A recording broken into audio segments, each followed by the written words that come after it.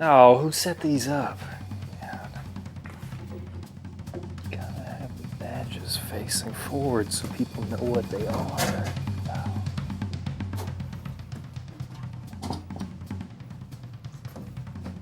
There we go. Yeah. Those look like drums, right? Yeah. Yeah, those are some drums.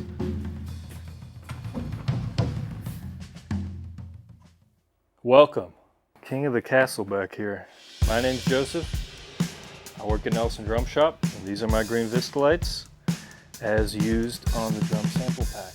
I met Bryson in 2018 when I was still visiting Nashville from Bowling Green, Kentucky, where I'm from, and quickly became friends. And every single time I came to Nashville for a show or to fly out of BNA, I'd always come by Nelson Drum Shop, see what they had going on. As a lover of vintage drums, I even brought Bryson a Little Rogers kit to consign, and that's how the first business we did together. I started working the shop just on the floor a little bit here and there, and then quickly the keys were kind of handed to me to spend a lot of time there. I started working there right before COVID, and it was my first retail job, and to learn retail during COVID was an interesting experience. But besides working the floor, I also restore a lot of drums and have been doing that since I was a kid. I've really been fooling with this stuff for a very long time, but the shop will get stuff that is awesome, but not always in the best condition. And I sometimes cannot help but see the diamond in the rough with these things and do the best I can to bring them back to 100% or where I think we can get them to. So at this point, the amount of drums that have come through my hands, and I bring this stuff to my shop. I've got a garage and I work on all this stuff, but I think the thing that I like to try to tell people is that in the 80s, something like this was so not cool. It all got spray painted black. And the amount of drum sets that I've stripped the black paint from to see what's underneath and then polish them back to original, at this point it's like 15 kits of things like that. It's a labor of love. It very, very much is.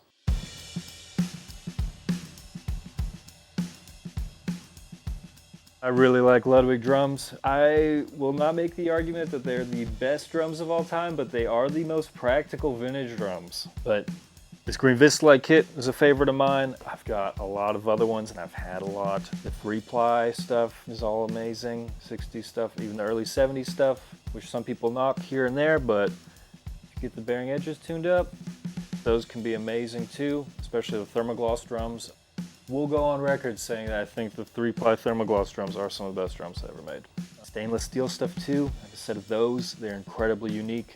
I almost used those for the sample pack, but really, Plastic Fantastic won out. These were the most unique thing I could bring to the table, and I think they really delivered. And who doesn't like this much grain, right?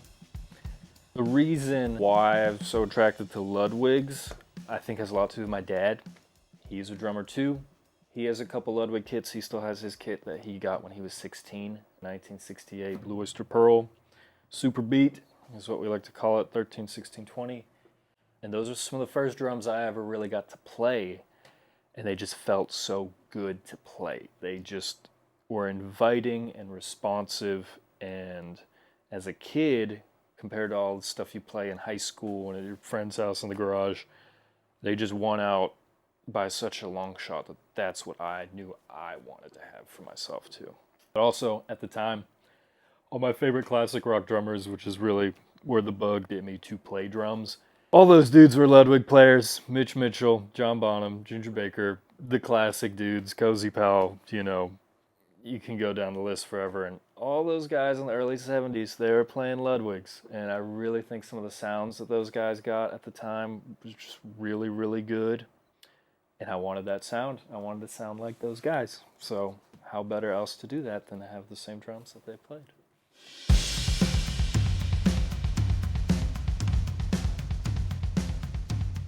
So that brings me to this kit in particular, these drums. This is an early 70s green Vistalite kit, 13, 16, 18, 22.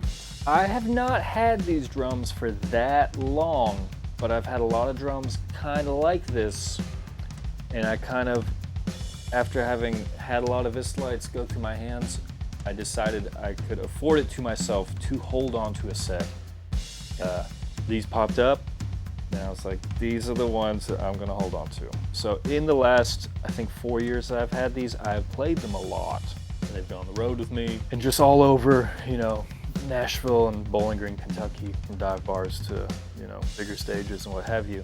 I really like these for what they do. They do tune up very nice, and they're kind of special to me because the first Vistalite drums I ever had when I was a kid, I was maybe 16, but I had some green Vistalite drums then too. The funny thing is I did not know that they were green Vistalite drums. I found a floor tom that someone had painted white with house paint over the hardware, over the whole thing. It was like $100. I got it, and I remember opening the box and thinking, this is kind of weird. I don't know what's up with this. And the seam on the shell was cracked all the way through, and there was like duct tape over where a lug was supposed to be, and the inside was black.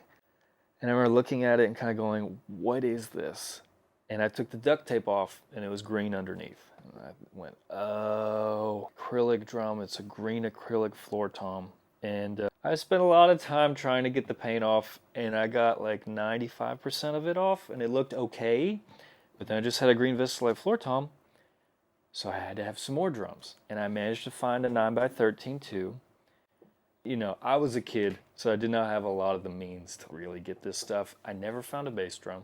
I just had the toms. I had a marching bass drum, and that was like my super rock outfit that I rocked. But when I saw these pop up, I definitely was nostalgic for the green ones I had when I was a kid. And I was like, oh man, this is a chance to actually have a full green kit. And I got these from a guy in Arizona.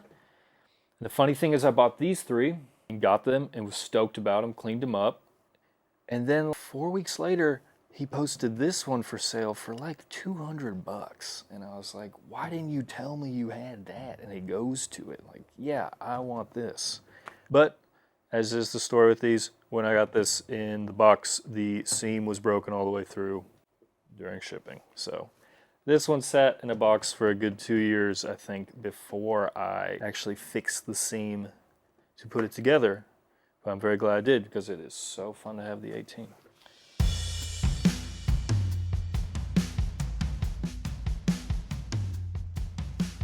These drums, if you're going to start to try to define what they sound like, they're very punchy. I find you can tune it up high, and if you can get them to go low, if the edges are good enough to go low, they really start doing a special thing. I have recorded these before with some groups, and they've sworn these are my best sounding drums, which shocked me, because on paper, people don't think to record these. But what they do very well. A lot of low end and a lot of attack. And the mid, you know, stuff is so scooped out of these that they leave a lot of room for other things in a mix. It's actually a really good modern drum sound, which makes sense when you think about historically why these came out in the 70s to begin with. A lot of people don't realize Ludwig, while being famous for Vistalites, they did not invent this. It was not their idea, but they're just the biggest company to do it and became the most successful. But in the late 60s, early 70s, you had these volume war things happening with Marshall stacks. PA systems were becoming a thing, but drums weren't really loud yet. And they're just coming up with every way to try to make drums loud. And acrylic was one of those ways. So they are louder, and they're designed to be used on big stages. People always think Led Zeppelin, and there's completely accurate representation of what these are for. But it's cool to bring them to the studio too and see what they do under microphones with modern recording techniques. Funny enough, I had always heard that Michael Jackson's Thriller was recorded on a Vistalite kit. I don't really know the validity of that, but I'd heard it passed around a few times before.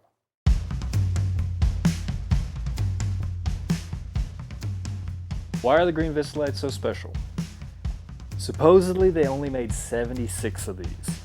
There's a letter that floats around where Bill Ludwig tells the plexiglass company that made the shells they wants to discontinue the green because they only sold 76 sets of them. I think that's for the year, maybe not in grand total, but all that to be said, green is the rarest solid color. They only made the Vistalite drums in the 70s. By 1980, they had totally discontinued this. You know, it is a 70s thing, and that is what it is. So when they came out with these, they did a lot of primary color stuff. So I think blue, clear, those are the most popular by far. They did red, yellow, amber, and green. And all of those other colors are pretty rare. You don't see a lot of amber, yellow, or green, or red is even a little less common. But then by 75 or 76, they introduced black, and then they introduced smoke. And they started in white as well, and then they started doing the pattern stuff. When white and black and smoke came out by the late 70s, those were really popular. Honestly, all the colorful stuff had already gone out of vogue at that point, which is part of why these were discontinued. The green, people didn't want this. It was too much. It wasn't cool anymore. But you get into the pattern stuff, and that opens up a whole can of worms as far as rarity and like what you could do, and a lot of custom ordered stuff and 6 different patterns. But personally, as awesome as those are, I would not want to own a kit that I tried to play. Because with more parts of acrylic, there are more seams, and that's always the fragile part with these. So these are actually still, in my mind, practical enough for what they are to where I can still play them and not fear that I'll open up the case and just have shattered pieces of acrylic and chrome sitting in there.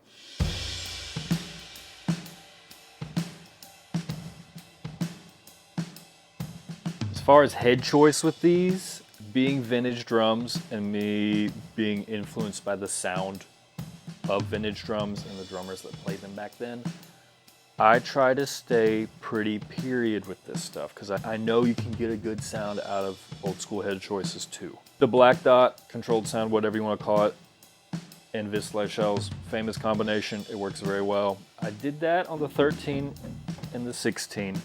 The 18, I chose to run clear Emperor 2-ply just to really get it to sound wide and low and differentiate it a little bit from the 16.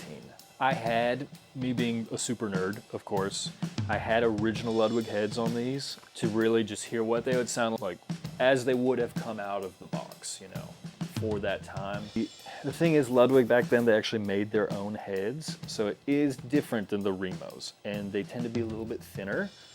And funny enough, I had the original resonant heads on here for a while, and then I switched to clear ambassadors, and they were just marginally thicker, but they made the drums sound thicker. They focused them just a little bit, not as papery, and we're talking about a subtle level, but that really brought these into a zone I wanted to get them into. On the kick, that is the original front head, mostly cut out, nice and dead, true 70s, and then on the back, I actually just have a clear Emperor, which is a favorite head of mine.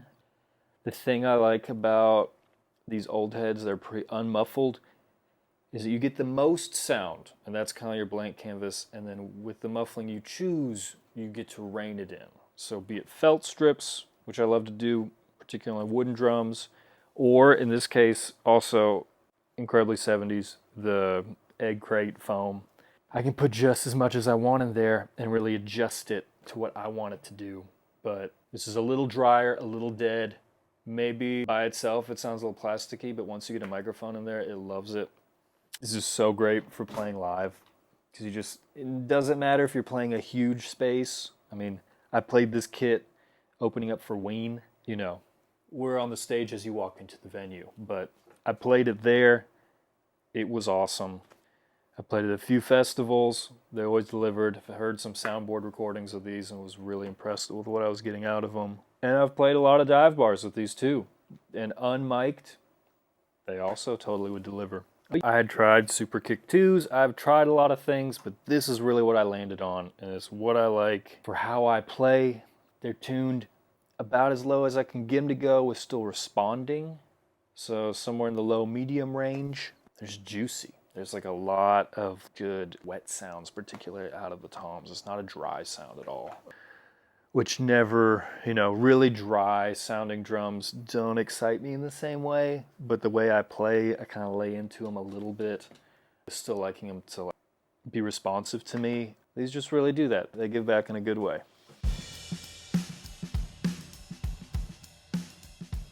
So the way that the sample pack kind of came together was cool. I had even had friends that years ago would be like, "You working at the drum shop?" I go, "Yeah." Like, "And you guys have all these drums in here that are just sitting in here, and you're selling them to drummers and producers, engineers, or going to studios and all those places." I'm like, "Every day." He's like, "You ever think about just sampling them all?" And I was like, "Oh, it's not a bad idea, but that's too much work. I could never entertain that." And I've never done anything like that. But the idea is something that in the back of some people's minds I think already existed. But Hayden had come up to me one day and really was like, "I've got this drum sample pack company. And how sick would it be for us to collaborate, because you guys have all these drums and you guys all know so much about them. So we could really pull some unique stuff together and come up with something that would serve a lot of people and be, a really high quality offering." And it was talked about for a little while, and it was something that kind of building in the background, and then it did come together. And with as many people that work here and as many drums as we have, there was no limit to what we could do on that front, but we had to make a concise concept of what we were going to do. So we did the decades of different drums, and then me and Lemmy and Bryson, who have more or less been at the drum shop the longest, were the ones chosen to be a part of it. And I feel really thankful that I was able to be. And the other guys did the 40s, 50s, 60s era stuff, and I, of course, was left with the 70s stuff. It is my era, and it's the best era, if we're going to be totally honest here. There are a lot of kits I could have brought, and I think if the other decades hadn't been established for the kits that were used for that stuff, the vintage Gretsch stuff, and also we had a Ludwig 60s jazzette kit, so those types of drums and types of tones have been established. I thought the most unique thing I could bring to the table that would give more variety and diversity to the sample pack was to bring an acrylic kit. And I'm glad I did. Could have been a stainless steel one, which would have been cool too, but this was the right choice. And I felt good about it at the time, but in retrospect, I felt even better about choosing these. I had personally never sampled a kit. I've worked in studios plenty and recorded on albums, been part of all that stuff, but sampling was a cool experience. The room was big, so it was a little gnarly, and this is, a rock kit. So some of the sounds we were getting in there were just huge. And, I know these drums. I know what they can do. I was mighty impressed by the sounds we were getting and just how massive they were sounding. And the microphone choices were bar none. And old school and honestly correct for this type of thing. We did RE20s on all the toms, which is sick to me. I know that more as an old school kick mic, but to put it on toms was awesome, and I think had a lot to do with the sound that we got out of some of these. But having all day to just dial these things in and really get into them was really fun. And when it came to actually sampling them, that process, it took a moment to get used to doing all the velocities. And honestly, it took me back to like marching band days of playing a 1 and playing a 3 and full send and all your stick heights. So doing 10 different velocity samples really made me think about that background, which I haven't thought about in a little while, to be honest. But when it came to my influence as far as what I played for one-shots and some of the beats and fills, as I've said before, I'm kind of a 70s influenced guy. Classic rock and progressive rock was something I really cut my teeth on, but then fusion jazz stuff too, and more jazz stuff. And these are aggressive sounding drums, and it was a large sounding room, and you can hear that in what I'm playing. I was also on a bit of a Mars Volta kick at the time, so some of those John Theodore type beats were coming through too. But even dudes like Tony Williams are really a large influence on me, and some of the bigger fills and like single stroke stuff.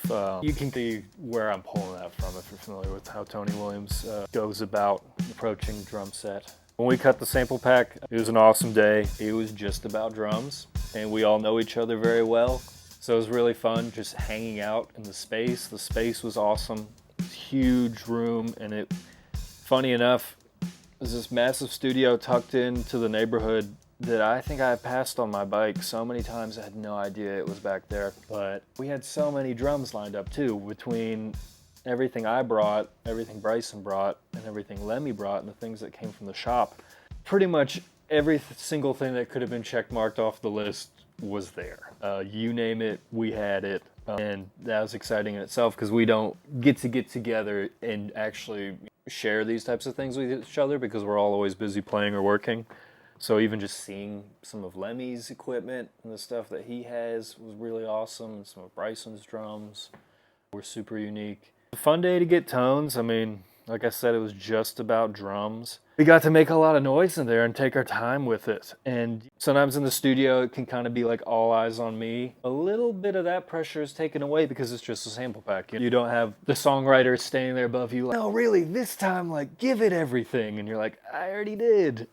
It was cool because of that. And as far as the different tempos and coming up with loops and stuff, we're able to sit there and just get into it and let that thing ride out and take 30 minutes on a tempo and exhaust so many different things with it, which is really fun. And that stretches out a different skill sometimes of how much music do you hear in your head to play along with. I know some of the other guys had a couple tunes on their phone that they listened to as direction and influence, but I kind of raw dogged it. A lot of my approach to kit has historically been just me sitting down just playing by myself for a long time. So usually I can find some places to pull some stuff from. It was just a really fun day, and it was just about drums, which is awesome, because sometimes drums hide in the background a little bit. They don't need to.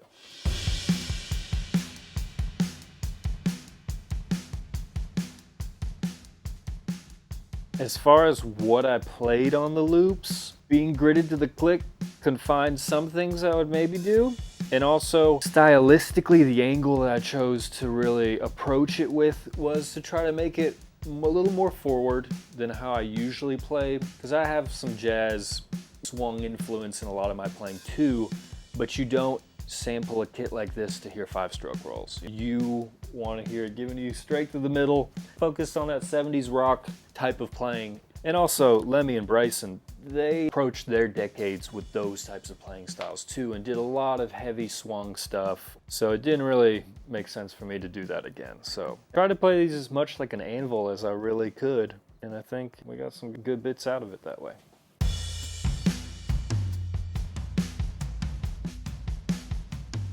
As far as the prep for these drums goes, for the recording process, when I got them, I took them completely apart, cleaned everything, polished them, and luckily enough, I have had the foresight to go ahead and put cotton balls in all the lugs, because that is something on vintage drums, especially Ludwig's, because of the springs inside them, that you just have to do if you want them to be rattle proof. Even this little mount, it's on there, but it's gaffed around so it wouldn't rattle or make any noises. And I think the mufflers are still, particularly in the floor toms, there's one in here too, I've found, because they're famous for rattling too, taking a bread tie and wrapping underneath where the leather washer is dried out keeps those from rattling. But I'm glad when I got these and I decided these were staying with me, they're going to be one of my kits, I went ahead and did all that so I didn't have to do it right before the session. The other thing I did with these is there are rubber gaskets behind the leg mounts on everything to help isolate and not like couple them to the ground so much, but to prevent cracking too. Because that's always the thing with these that you have to be careful with, is they can crack. They're famous for that as much as they're famous for anything else.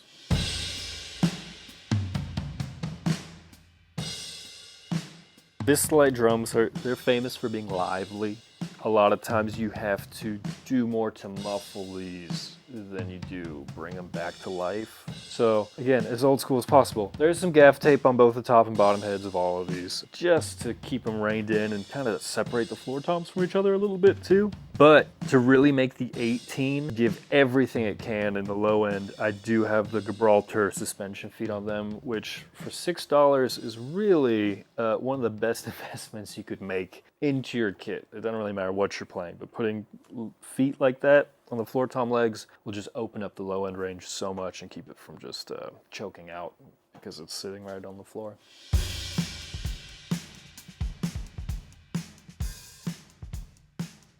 Now we're gonna get into all of the snares that I played on this session.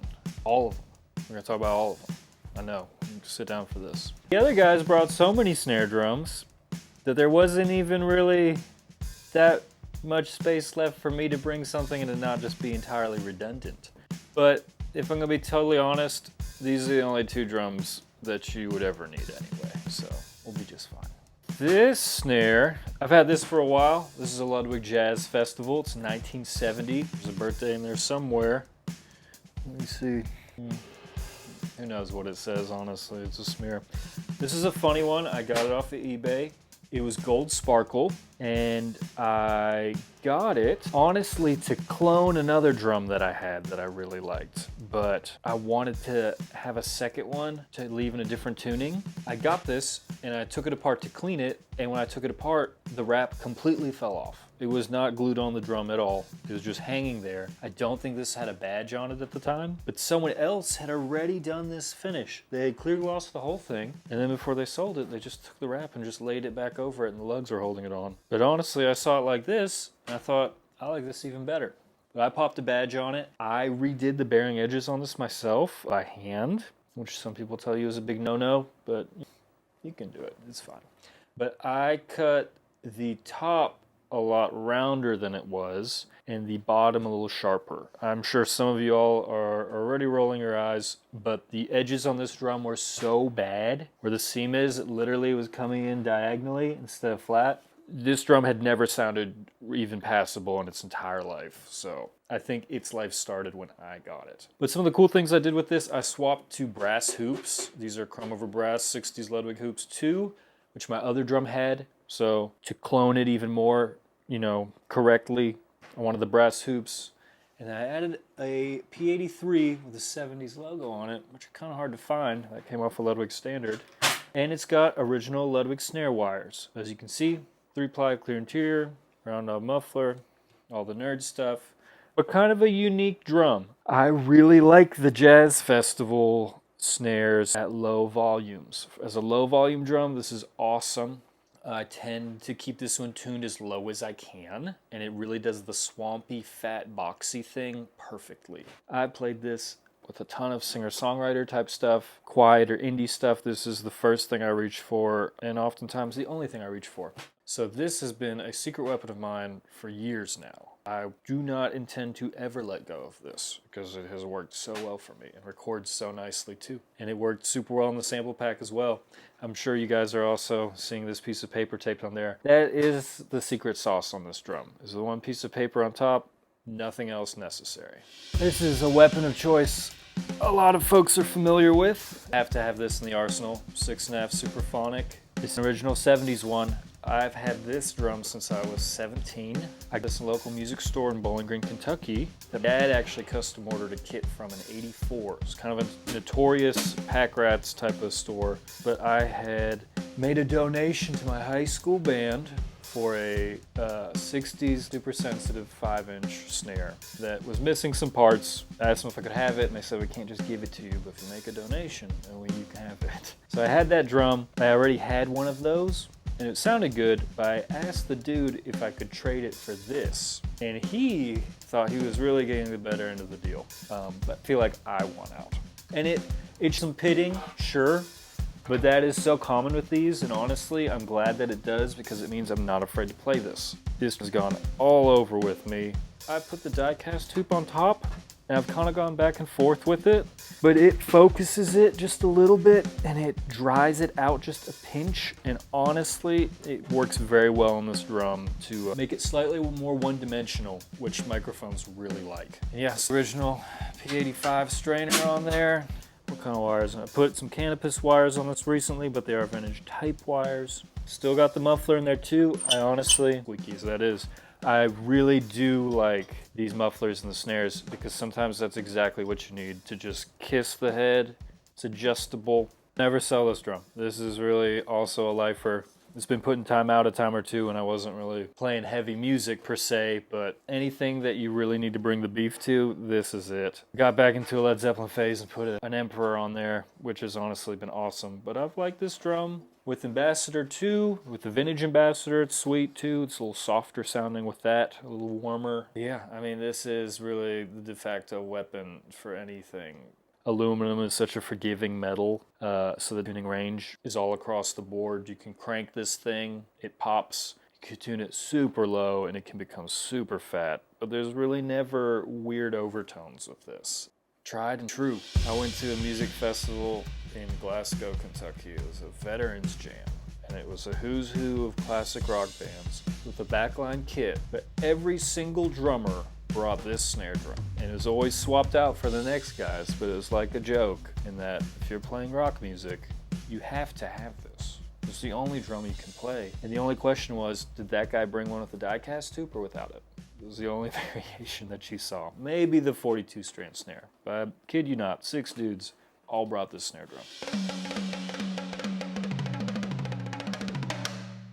Here are my sweet little babies. These are some 70s Ludwig concert toms. They're 3-ply maple poplar mahogany with granite tone interior, as they like to do. These are very early ones, probably like 1971 when they first started kind of doing these on giant, you know, super kits. Yeah, sky blue pearl finish. It's honestly one of my favorite finishes. It's so cool. Yeah, there's a lot of depth to this finish. Although I had one friend refer to this as duct tape camo. I was really never able to unhear that. But I still think it's cool. These are honestly pretty special. I have a kit that matches these, so that's why I got these. I bought these two because I was looking for some drums that could give me, you know, like bongo type texture and like maybe do some concert tom type fills that actually matched my kit. I had some orphans before. I found a guy and bought these two and was super stoked on them. And then a year later, this 10-inch popped up for sale, and I wasn't as stoked on a 10, but I saw it and I was like, I'll get it, you know, I'll just get it. Then I've got the whole range and, you know, I can have a bunch of fun with it. And I thought, you know, this really matches the other two very well. It really does. And as I really looked at it, being the nerd that I am, I realized the serial number is totally sequential with these two. So this actually was born with these two, and they're all from the same kit. I bought it a year later from a different guy in a different state. And the odds of them coming back together are slim to none. So honestly, I'm just stoked to have them. I've toured with these, I've recorded with them. They're awesome drums. Did use these in some one-shots. There's some fun little fills with them. And yeah, little texture parts. Honestly, anybody that's ever wanted something like this, worth the investment. They take up no footprint. They're easy to make. They don't get in the way of anything. And they just add so much flavor to your playing. So yeah, I love them. Here's a sweet little drum. And when I say little, I do mean it. This is a 22 by 6, I think. Maybe it's 22 by 7. I think it's 22 by 6. Early 60s Ludwig Scotch marching bass drum. This drum is 100% original. I guess maybe not the felt strips, but the heads, the finish, the nickel hardware. It's honestly, it could pass as a giant snare drum. Actually, Ringo Starr had, for the Hello Goodbye music video, he had 2 custom Ludwig kits made. And one of them was tiny, it was a jazzette, and the other one was super massive, and they used a 20 like this as the snare drum. And Ludwig actually made 20-inch snare wires just for that music video, if any of y'all are curious. But yeah, I bought this drum off a guy who said that it hung up in a bar in New Orleans for like 40 or 50 years. I have cleaned it, believe it or not. I know it doesn't really look like it, but it was just covered in cigarette smoke. But this thing is so sweet, it's so shallow, it responds so fast, and you can tune it so low because the heads just interact so quick that you can get such a defined low-end thump out of it. It's really a special thing. I don't think this type of drum was used very much, honestly, with what's painted on here at the American Legion, and this is all hand painted, by the way, on the original head. This must have just kind of been like a novelty bass drum that they used the American Legion just for fun stuff here and there. I know the Shriners had their own drums back then too. There's a lot of Ludwig Shriners drums you see. But this is a special piece, so I really plan on holding on to this for a long time. I mean, it's so small, you can just hang it on the wall and look at it, or you can bring it to the studio and record some incredibly unique sounds with it. And that's what we did. This finish is honestly really rare. It's just red lacquer with white lacquer hoops. On marching drums, you could custom order any color you wanted, and Ludwig would make it for you. So it's popular for schools and stuff to do their school colors. You don't really just see plain red like this. So that was something that stuck out to me when I found this too that I really liked. It's not a wrapped finish. When you see these lacquer finishes, you know it's a maple shell underneath. So this is actually a maple poplar maple shell, which is kind of special in itself. So there's no mahogany in there. So it's a little bit brighter and a little more defined sounding than some of the mahogany drums from this era that are particularly warm and sometimes, you know, kind of wet paper baggy. This doesn't do that. This is a little more forward, which is really sweet. Unfortunately, the finish is chipping up a little bit, as you can see. Just around from sitting, you know, just like guitar finishes from this time period, it is lacquer, and lacquer is considered kind of like a living finish. I can repair this with lacquer thinner. If you take a little lacquer thinner and put it on, it will actually revive the lacquer, and then it will become wet again and re-adhere itself to the shell. And if you took a little clear gloss, clear lacquer, went over it again to really seal it in, it'll melt in and blend with the other layers of lacquer, and if you've done well, it can become pretty much invisible. So that's a plan I have for this drum when I get around to it, but we'll see when that is. If you like this video, please check out the sample pack on drumsampleshop.com. Nelson Drum Shop is part of the Icon series. We're really proud of it, and you know, we'd love for you to check it out. And also, if you're ever in Nashville or need vintage drums, please come by Nelson Drum Shop. There's a very strong likelihood you would see me there, or Bryson or Lemmy. And yeah, we'd love to say hey, so come on through. Yeehaw!